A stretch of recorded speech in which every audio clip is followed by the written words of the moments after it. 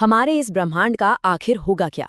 क्या इसका कोई अंत है भी या फिर ये हमेशा हमेशा के लिए ऐसे ही चलता रहेगा? नमस्कार।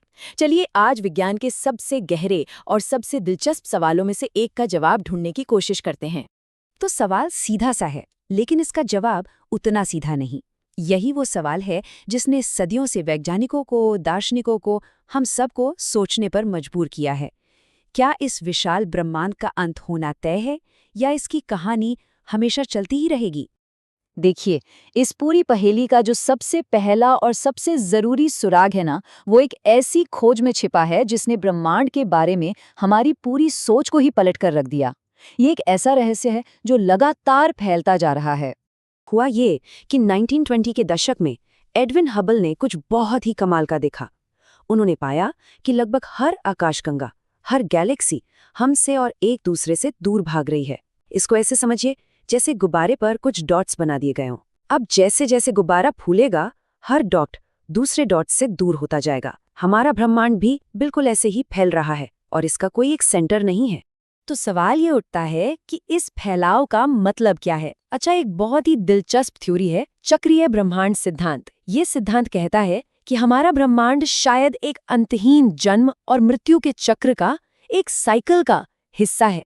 मतलब इस थ्योरी के हिसाब से समय अनंत है, ना इसकी कोई शुरुआत है ना कोई अंत। और हमारा ब्रह्मांड अकेला नहीं है, बल्कि ये तो एक बहुत बड़े कॉस्मिक ड्रामा का सिर्फ एक एक्ट है। हमसे पहले भी अनगिनत ब्रह्मांड रहे हैं और हमारे बाद भी अनगिनत ब्रह्मांड होंगे। तो ये साइकिल काम कैसे करती है? देखिए, एक महाविस्फोट यानी बिग बैंग से शुरुआत होती है। ब्रह्मांड फैलना शुरू कर देता है, जैसा कि आज हो रहा है। लेकिन इस थ्योरी के मुताबिक अगर ब्रह्मांड में इतना पदार्थ और गुरुत्वाकर्षण है, तो ये खिंचाव धीरे धीरे इस फैलाव को रोक देगा और फिर सब कुछ वापस सिमटना शुरू हो जाएगा एक महासंकुचन में। और तब तक सिकुड़ता रहेगा जब तक सब कुछ एक बिंदु में न समा जाए, और फिर बूम, एक नया महाविस्फोट। और ये जो नाटकीय अंत है ना, इसी को कहते हैं महासंकुचन या द बिग क्रंच। ये एक ब्रह्मांड का अंत है और दूसरे की शुरुआत। समझिए, एक तरह का कॉस्मिक रीसेट बटन है ये। और ये सब हो कब सकता है? अगर ये थ्योरी सच है तो अंदाजा है कि ये जो सिकुड़ने की प्रक्रिया है, ये आज से लगभग 150 अरब साल बाद शुरू हो सकती है। तो हाँ, अभी हमारे पास थोड़ा वक्त है। लेकिन सोचिए, क्या हो अगर ये साइकिल वाला आइडिया ही सही न हो? क्या हो अगर कोई शुरुआत या अंत था ही नहीं, बल्कि सिर्फ एक अनंत, कभी न बदलने वाला अस्तित्व था? और यहीं से हम एक बिल्कुल अलग थ्योरी पर आते हैं।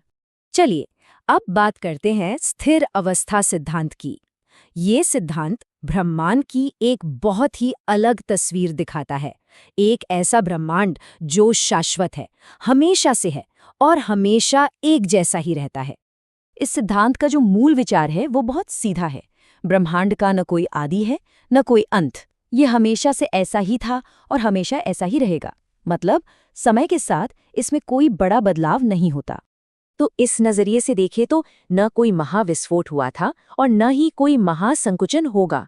ब्रह्मांड बस है, हमेशा से था और हमेशा रहेगा, एक शांत, स्थिर और अनंत अस्तित्व। तो अब हमारे पास ब्रह्मांड के भविष्य की कुछ बहुत ही अलग अलग और दिलचस्प कहानियां हैं। चलिए इन सभी विचारों को एक साथ रखकर देखते हैं कि ये एक दूसरे से कितने अलग हैं। ये टेबल देखिए, सब कुछ एकदम साफ हो जाता है। सबसे पहला है हमारा मानक महाविस्फोट मॉडल, जो कहता है कि ब्रह्मांड एक बिंदु से शुरू हुआ और लगातार फैलता जा रहा है, विकसित हो रहा है। फिर है चक्रीय ब्रह्मांड सिद्धांत, जिसमें शुरुआत कई महाविस्फोटों में से एक है और अंत एक महासंकुचन, ये एक साइकिल है। और आखिर में स्थिर अवस्था सिद्धांत, जो कहता है कि न कोई शुरुआत है न कोई अंत, ब्रह्मांड हमेशा से स्थिर और शाश्वत है। इन सभी अद्भुत संभावनाओं के बारे में सोचने के बाद हम वापस उसी एक अंतिम और सबसे बड़े सवाल पर आ जाते हैं। हमने अंतहीन चक्रों से लेकर एक शाश्वत शांति तक की संभावनाओं को देख लिया है। तो आखिर हमारा ब्रह्मांड किस रास्ते पर है? क्या इसका एक निश्चित अंत होना तय है?